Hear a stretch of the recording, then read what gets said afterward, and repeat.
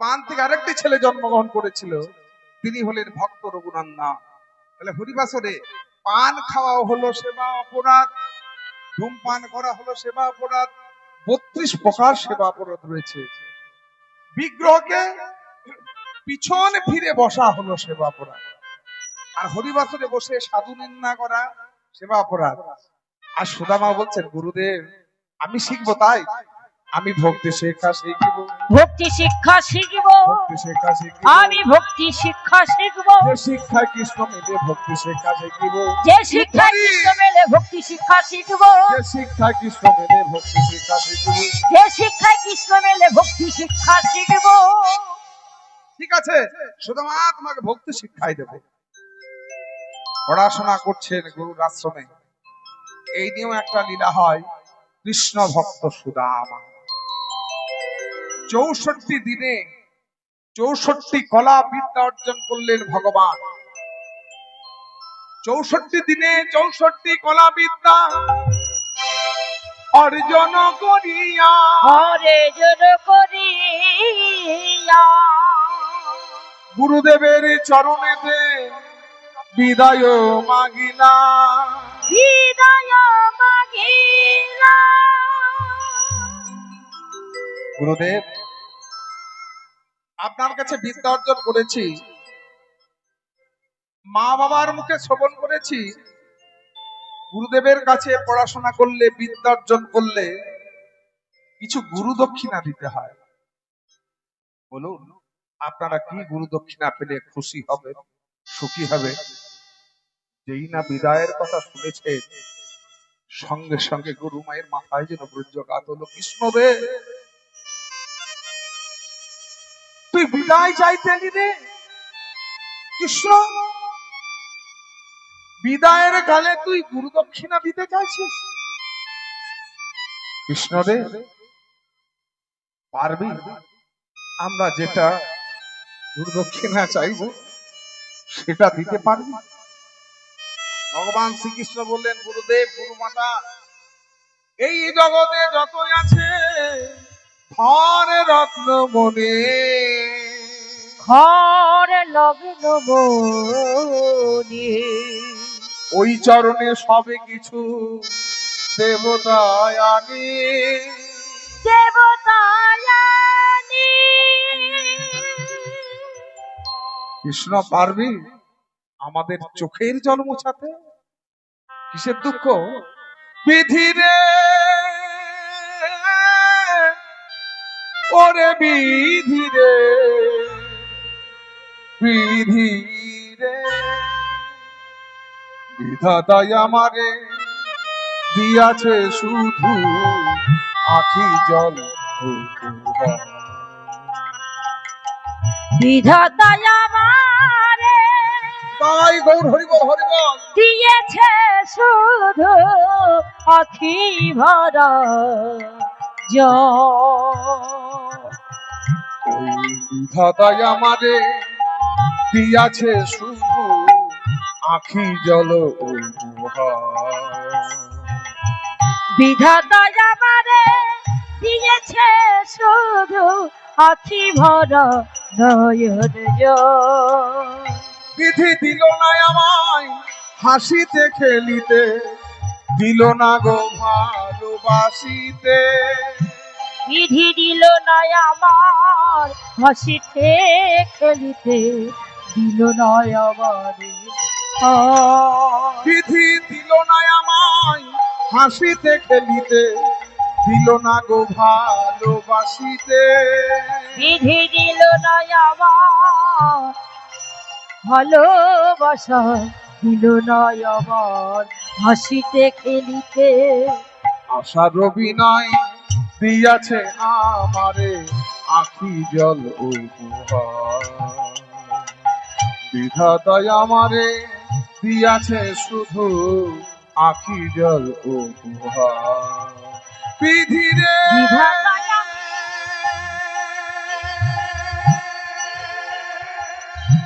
ওরে বিধি রে, বিধি রে।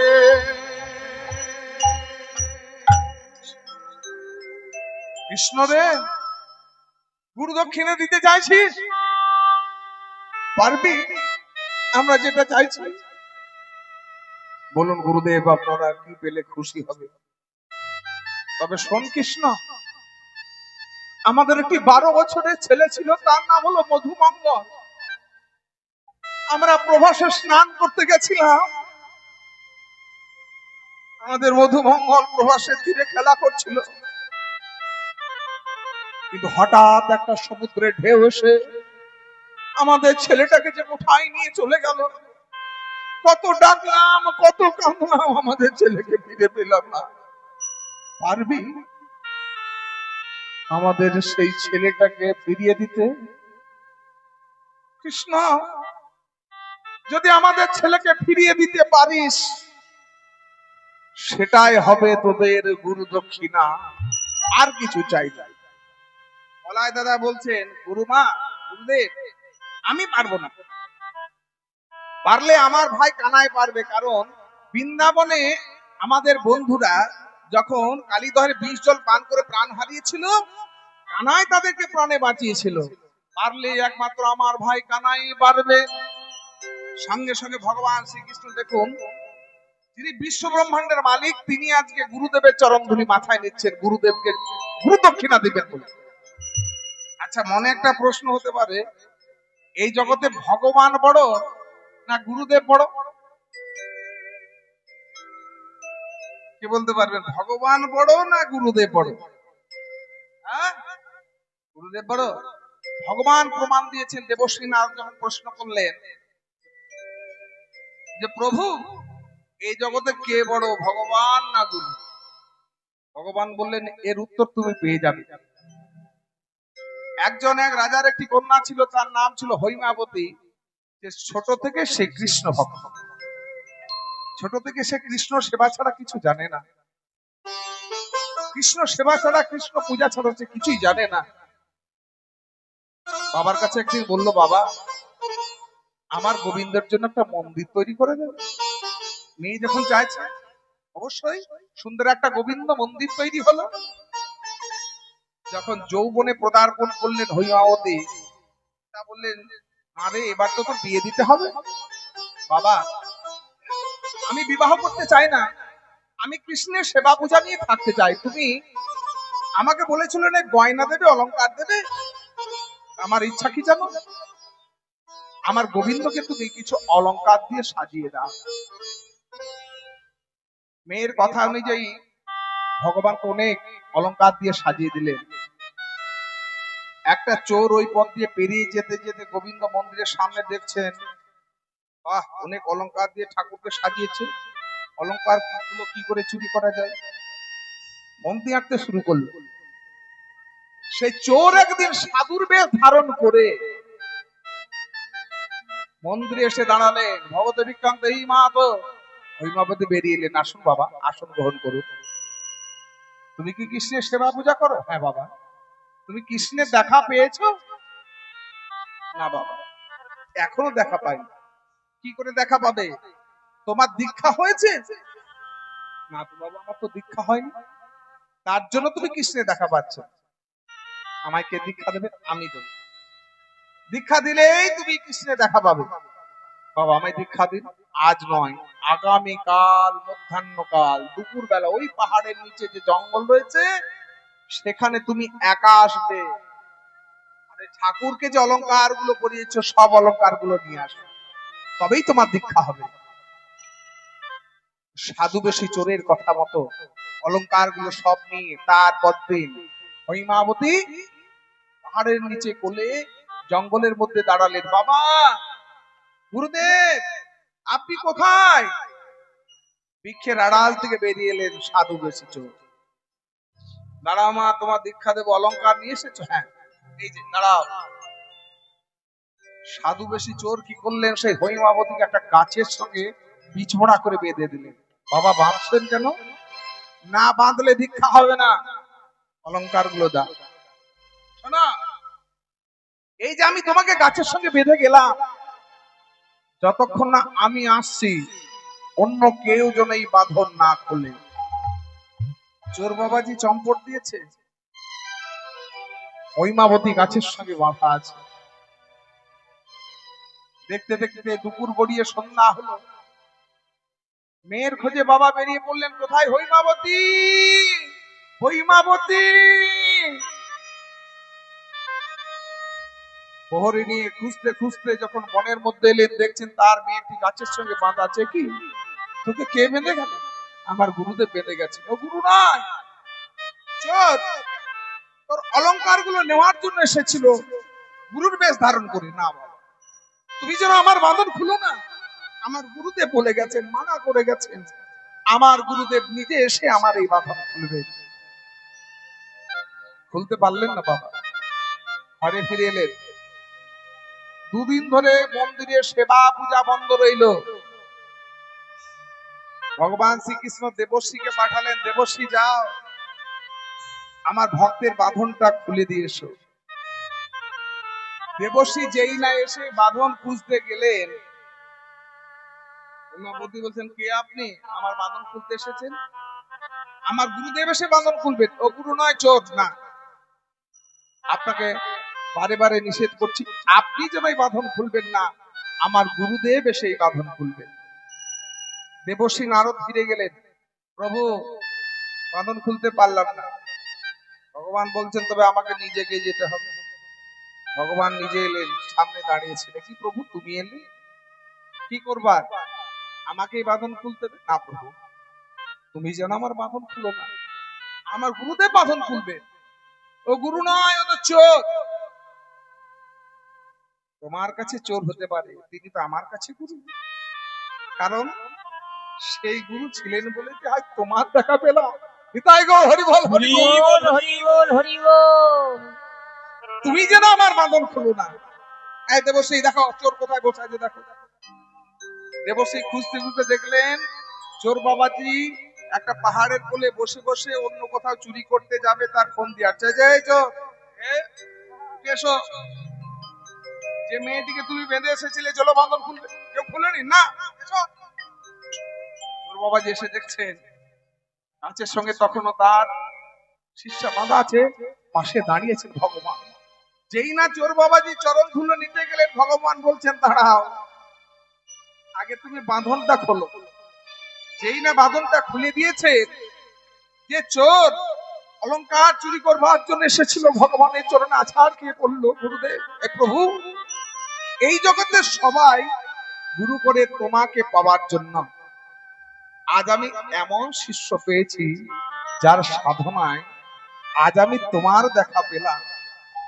ভগবান শ্রীকৃষ্ণ দেবশ্রীকে বললেন, দেবশ্রী, এই জগতে তবে কে প্রমাণিত বড়? গুরুই হলেন বড়। নিতাই গৌর হরি বল, হরি বল, হরি বল, হরি বল। এই জগতে ভগবানের চেয়ে গুরুদেব হলেন বড়। ভগবান বললেন, গুরুদেব আশীর্বাদ করুন, যিনি জগৎ গুরু। গুরুদেবের চরণ ধুলি মাথায় নিয়ে আজ চললেন প্রভাস ক্ষেত্রে। প্রভাস কোথায়? গুজরাট রাজ্য। পৃথিবীর মধ্যে সব থেকে বড় তীর্থস্থান হলো প্রভাস। প্রভাস হলো তীর্থ, প্রয়াগ তীর্থ, গঙ্গাসাগর তীর্থ। সব তীরথ বারবার, গঙ্গাসাগর 10 বার। হ্যাঁ, একটু আধটু ভুল হতেই পারে।